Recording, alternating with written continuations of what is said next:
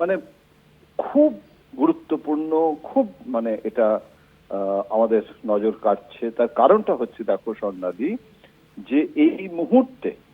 এমন একটা পরিস্থিতির মধ্যে আমরা রয়েছি যখন দেখতে পাচ্ছি যে সংঘর্ষ বিরতি ঘোষণা করার পরেও পাকিস্তান সেটা মানছে না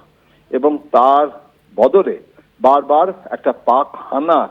আমরা দেখতে পাচ্ছি, এবং তার ফলে আমাদের সীমানার মধ্যে তাদের আক্রমণের চেষ্টা হচ্ছে, কিন্তু সেই চেষ্টায় তারা সফল হতে পারছে না। তার কারণ সেটা আমি বলবো যে আমাদের ভারতীয় সেনা, এবং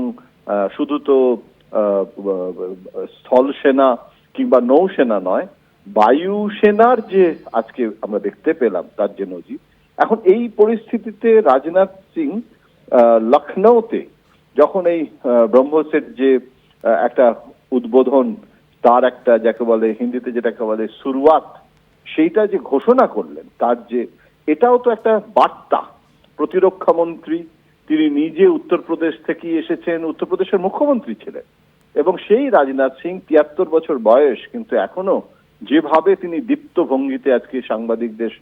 মানে সামনে মুখোমুখি যে কথাবার্তাগুলো বললেন, এতে একটা জিনিস বোঝা যাচ্ছে যে সংঘর্ষ বিরতির পরেও পাকিস্তান যদি এরকম ভাবে চালিয়ে যাওয়ার চেষ্টা করে, এবং সেখানে আমাদের বুঝতে হবে যে কতটা চীনের মদত আছে কতটা নেই, এগুলো সবই এখন বিচার